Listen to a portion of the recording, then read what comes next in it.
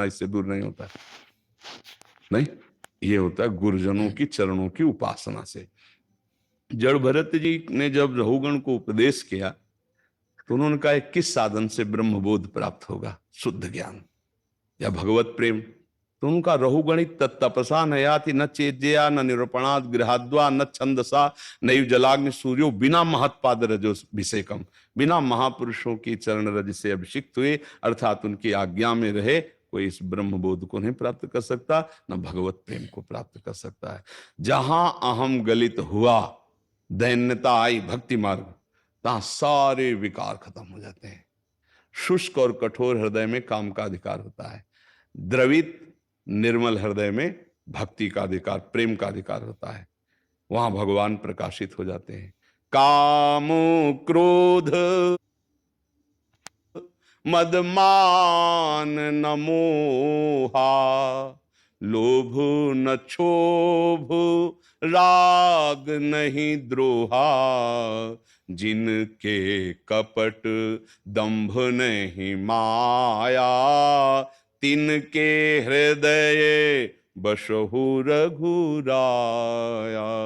जिनके हृदय से काम क्रोध मद लोभ मद ये सब राग द्वेष मात्सर्य सब नष्ट हो गए भगवान के भजन के प्रताप से, गुरु की शरणागति के पर उनके हृदय में भगवान प्रकाशित हो जाते हैं।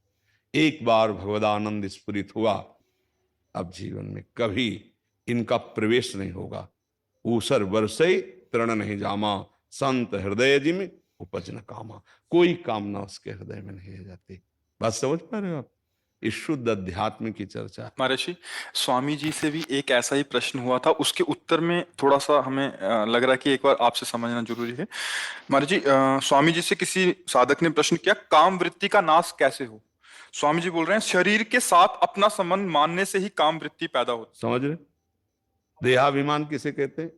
देहाभिमान शरीर के साथ संबंध मानने से। हमारा स्वरूप सत्ता मात्र है, सत्ता मात्र की तरफ वृत्ति रहने से काम वृत्ति का नाश हो जाता है। हाँ, सत्ता का समझ रहे हो, जिसमें कोई उपाधि नहीं। जो मैं है वो शुद्ध ब्रह्म है, और मैं अमुक हूं ये प्रकृति जन्य संबंध है। तो अपने स्वरूप, ये ज्ञान मार्ग से उत्तर हो रहा है, ये अपने स्वरूप का बोध जिसे कि मैं शरीर नहीं हूं, जितनी भोग वासनाएं हैं ये सब इंद्रियों के अंदर है, मन के अंदर है, और मैं इनका साक्षी हूं, मैं इनका दृष्टा हूं, मैं कोई स्त्री या पुरुष नहीं हूं, मैं आकर्षित होकर इन इंद्रियों के विलास में फंसने वाला नहीं, वो इंद्रियों को अपने शासन में ले, क्योंकि बिना अनुमति के कुछ नहीं हो सकता।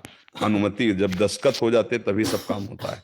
जब ये स्वीकृति होगी हाँ मैं भोगूंगा, अब सारा प्रोसेस मन कर देगा, सारी व्यवस्था वो बना देगा। और आपने हट कर लिया नहीं, बुद्धि के निश्चय में डाल दिया नहीं, अब वो परास्त नहीं कर पाएगा। पर ये नहीं कब आएगा? जब अपने को हम देहाभिमान युक्त नहीं देखेंगे। पुरुष हूं अगर ये है तो आकर्षण है, भोग भोगना पड़ेगा।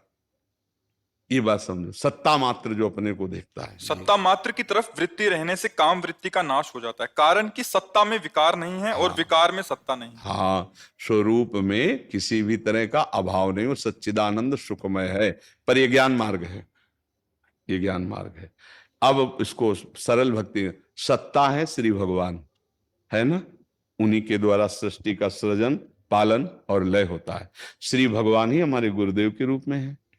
गुरु ब्रह्मा गुरु विष्णु गुरुदेव महेश्वरा, गुरु साक्षात परब्रह्म तस्मै श्री गुरुवेन। अब अपने को गुरु के अधीन कर देते हैं, उनकी आज्ञा में चलते हैं, हम अपने आप समर्पित हो जाएगा। हमारी सत्ता भक्ति, हमारी सत्ता श्री भगवान है।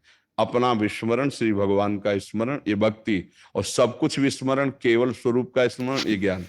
अपने आप से अपने आप को पाना ये बड़ा कठिन, ज्ञान का साधन बहुत कठिन साधन है, और उसमें गिरने में देर नहीं लगता, कोई पकड़ने वाला नहीं है। और भक्ति के साधन बहुत सरल हैं, पर इसमें भगवान का विशेष कृपा प्रसाद रहता है। करो सदा तिनके रखवारी, जिम बालक राखे महतारी। भगवान ऐसे रख, इसलिए मुझे सहज सरल भाव से अपना अहम गुरुदेव की आज्ञा में समर्पित कर दें। गुरुदेव की आज्ञा शास्त्र सम्मत आज्ञा, संत आज्ञा, वो आपको निर्विकार कर देगी।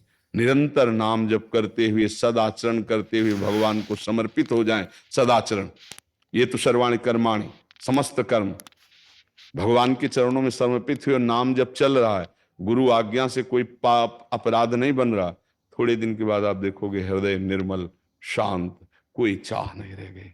ब्रह्मभूता प्रसन्नात्मा न शोचते न कांक्षते, ऐसी भक्त की स्थिति होती। जाहि न चाही कबहु कछु, तुम सन सहज सने, बसो निरंतर तासुर सुराउर निज गे। जिसके हृदय में कोई चाह नहीं है वही महान भागवत है। जिसके हृदय में कोई सोच कोई कामना नहीं है वही परम ज्ञानी है। और ये तभी होता है जब अंतःकरण का अहंकार प्रभु में लय हो जाए या ज्ञान के द्वारा उसको अपने से अलग दिखे।